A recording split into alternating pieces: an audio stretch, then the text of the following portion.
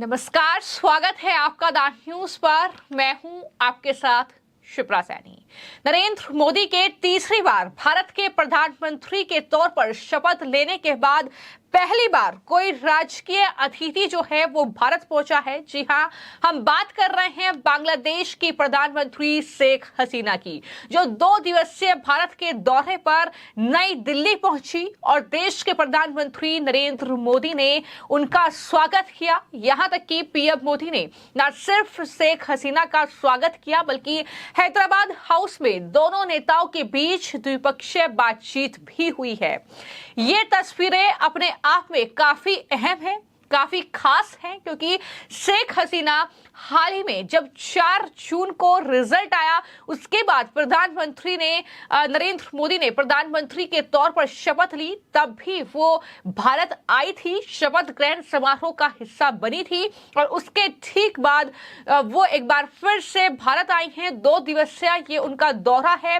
दोनों नेताओं के बीच द्विपक्षीय बातचीत भी हुई है, लेकिन जाहिर तौर पर ये जो मुलाकात है ये काफी अहम इस लिहाज से भी है जिससे चीन को खास तौर पर मिर्ची लगने वाली है, या यूं कहें कि पड़ोसी देश कहीं ना कहीं तिलमिला सकते हैं, क्योंकि जिस तरीके से लगातार चीन जो है बांग्लादेश के साथ करीबियां बढ़ा रहा है। और सिर्फ इतना ही नहीं, बांग्लादेश की प्रधानमंत्री शेख हसीना भारत के दौरे पर आई हैं, लेकिन इसी के साथ वो अगले महीने बीजिंग भी जा रही हैं, यानी चीन का भी वो दौरा करें। लेकिन जिस तरीके से ये मुलाकात हुई है प्रधानमंत्री नरेंद्र मोदी और शेख हसीना की, इसे प्रधानमंत्री ने भी खास बताया है और पीएम मोदी ने इस बात का जिक्र किया कि पिछले 1 साल में हम करीब 10 बार मिले हैं, लेकिन आज की मुलाकात इसलिए खास है क्योंकि प्रधानमंत्री शेख हसीना हमारी सरकार के तीसरे कार्यकाल में पहली हमारी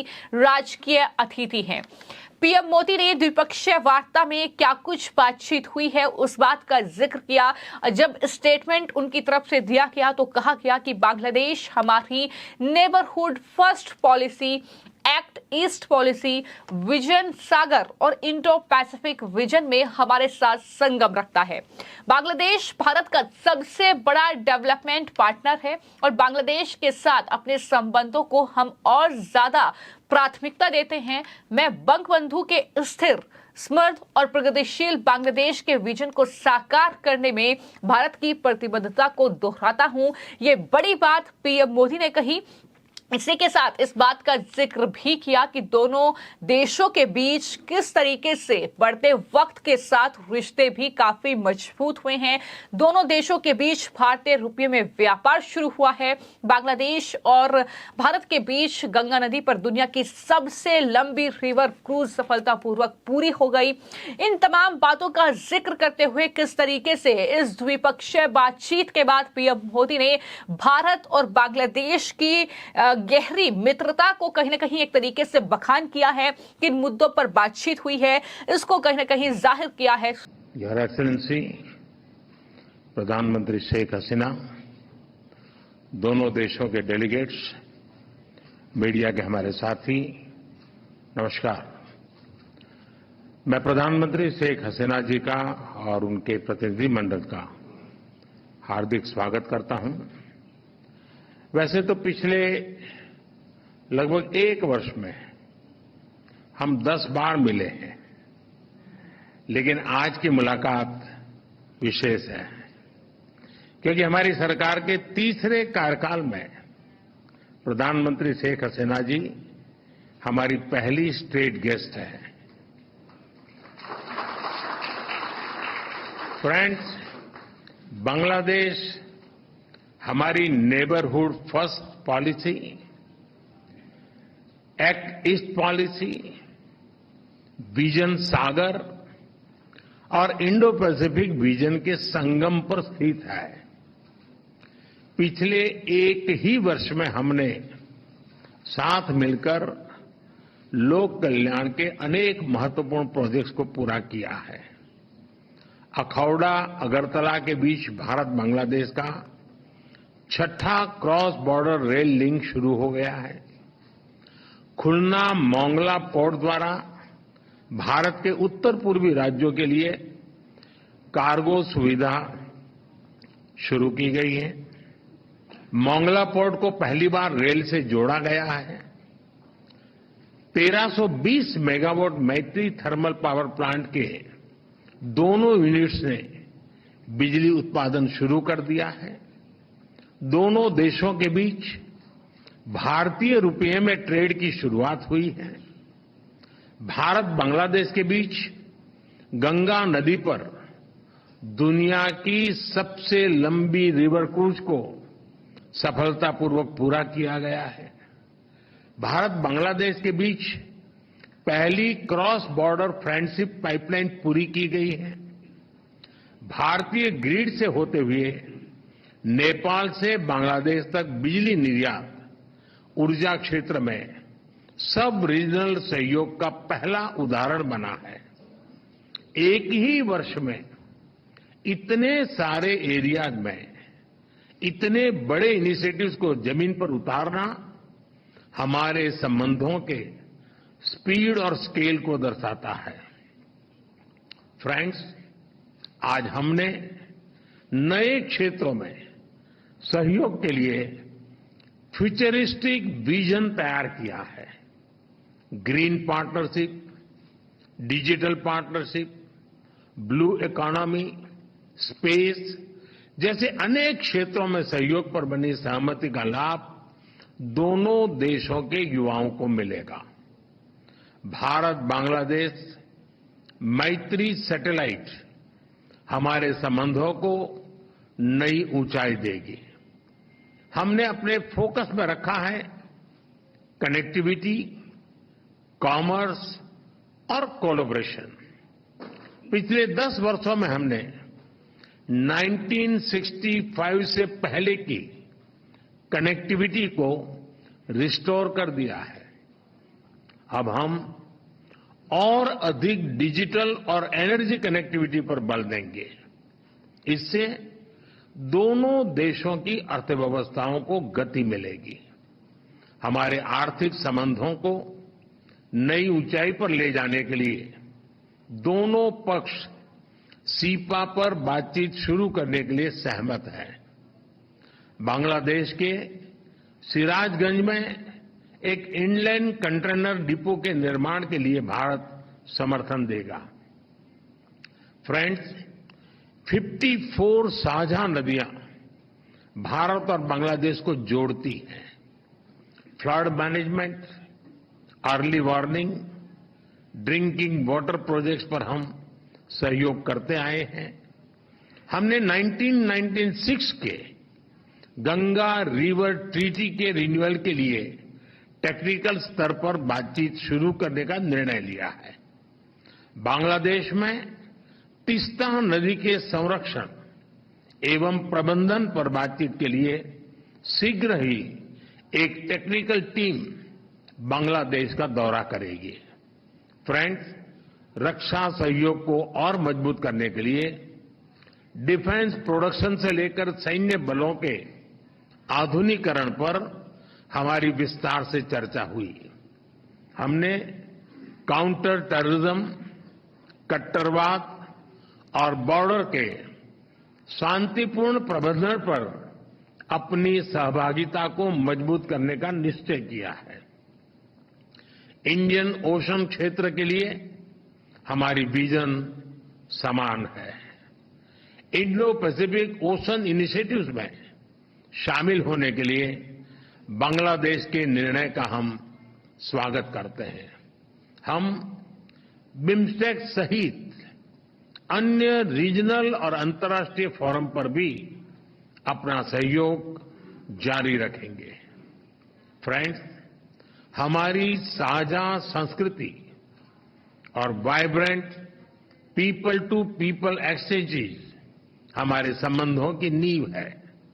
हमने स्कॉलरशिप, ट्रेनिंग और कैपेसिटी बिल्डिंग को और बढ़ाने का निर्णय किया है। मेडिकल ट्रीटमेंट के लिए बांग्लादेश से भारत आने वाले लोगों के लिए भारत ई मेडिकल वीजा सुविधा शुरू करेगा। बांग्लादेश के उत्तर पश्चिम क्षेत्र के लोगों की सुविधा के लिए हमने रंगपुर में एक नया असिस्टेंट हाई कमीशन खोलने का निर्णय लिया है। आज शाम के क्रिकेट वर्ल्ड कप मैच के लिए मैं दोनों टीमों को अपनी शुभकामनाएं देता हूं। फ्रेंड्स, बांग्लादेश भारत का सबसे बड़ा डेवलपमेंट पार्टनर है और बांग्लादेश के साथ अपने संबंधों को हम अत्यधिक प्राथमिकता देते हैं। मैं बंगबंधु के स्थिर, समृद्ध और प्रगतिशील बांग्लादेश के विजन को साकार करने में भारत की प्रतिबद्धता को दोहराता हूं। 2026 में बांग्लादेश डेवलपिंग कंट्री बनने जा रहा है। सोनार बांग्ला को नेतृत्व देने के लिए मैं प्रधानमंत्री शेख हसीना जी का अभिनंदन करता हूं। मुझे पूरा विश्वास है कि हम साथ मिलकर विकसित भारत 2047 और स्मार्ट बांग्लादेश 2041 के संकल्पों को सिद्धि तक ले जाएंगे। तो आपने प्रधानमंत्री नरेंद्र मोदी को सुना, जिसमें उन्होंने साफ तौर पर कहा कि भारत और बांग्लादेश के बीच पहली क्रॉस बॉर्डर मैत्री पाइपलाइन भी पूरी हो चुकी है और अपने आप में ये काफी महत्वपूर्ण दौरा एक तरीके से शेख हसीना का रहा है। पीएम मोदी के बाद शेख हसीना जो कि प्रधानमंत्री हैं बांग्लादेश की, उन्होंने भी अपना बयान जारी किया और कहा कि बांग्लादेश के 12वें संसदीय चुनाव और जनवरी 2024 में हमारी नई सरकार के गठन के बाद ये किसी भी देश की मेरी पहली द्विपक्षीय यात्रा है। भारत हमारा प्रमुख पड़ोसी, विश्वसनीय मित्र और क्षेत्रीय साझेदार है। बांग्लादेश भारत के साथ हमारे संबंधों को बहुत ज्यादा महत्व देता है। उन्होंने जिक्र किया कि जो 1971 में हमारे मुक्ति संग्राम के दौरान पैदा हुए थे, वो मैं भारत के उन बहादुर शहीद नायकों को श्रद्धांजलि अर्पित करती हूं जिन्होंने 1971 में हमारे मुक्ति संग्राम के दौरान अपने प्राणों की आहुति दी। ये इस बात का जिक्र करना भी शेख हसीना नहीं भूली और इस तरीके से उन्होंने भारत का धन्यवाद दिया है। मैं आपको बता दूं कि जिस तरीके से शेख हसीना 2 दिन के भारत दौरे पर पहुंची है, प्रधानमंत्री नरेंद्र मोदी और बांग्लादेश की प्रधानमंत्री शेख हसीना ने हैदराबाद हाउस प्रतिनिधिमंडल स्तर की बैठक भी की है, जिसमें जाहिर तौर पर विदेश मंत्री एस जयशंकर और भारत और साथ ही बांग्लादेश का एक प्रतिनिधिमंडल जो है उसने हिस्सा लिया है। ये जो है प्रतिनिधिमंडल स्तर की बैठक दोनों देशों के प्रतिनिधिमंडल के बीच हुई है। अपने आप में ये यात्रा काफी महत्वपूर्ण मानी जा रही है। जैसा कि मैंने कहा कि चीन को मिर्ची लग सकती है, क्योंकि जिस तरीके से चाहे तीस्ता नदी का विवाद हो, फिर चाहे जिस तरीके से भारत लगातार जो है कहीं ना कहीं चीन के साथ जिस तरीके का विवाद रहा है, जिस तरीके से चीन की अपनी नापाक कोशिशें भारत में रही हैं, उन सब के बीच ये यात्रा काफी अहम इसलिए भी है क्योंकि हसीना की ये यात्रा दरअसल उस यात्रा से पहले है जब वो बीजिंग जा रही हैं। जी हां, जुलाई में वो चीन के बीजिंग की यात्रा पर जा रही हैं और चीन की तरफ से ये कहा गया है कि बांग्लादेश पीएम की आगामी यात्रा के दौरान बड़ी घोषणाएं की जाएंगी।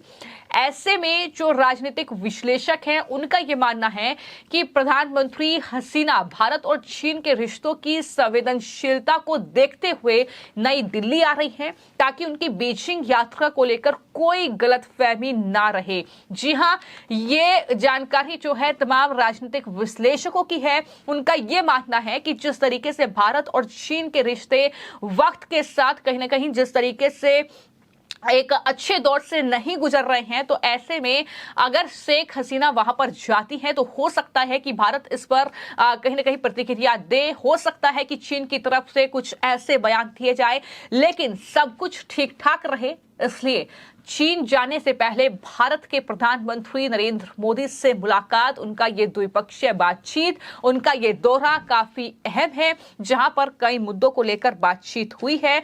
और जैसा कि मैंने बताया कि उसमें चाहे दोनों नेताओं ने सशस्त्र बलों के आधुनिकीकरण को लेकर बातचीत की हो, आतंकवाद और कट्टरवाद पर भी चर्चा जो है इस मीटिंग में हुई है।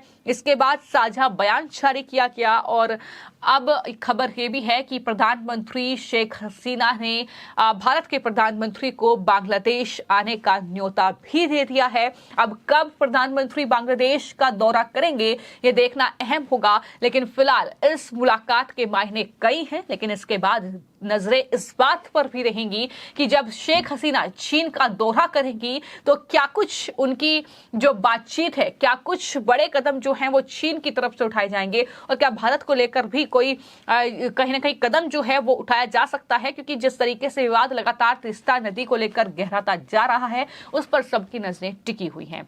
फिलहाल आपकी इस पूरी खबर को लेकर क्या राय है हमें कमेंट बॉक्स में जरूर लिखें। धन्यवाद।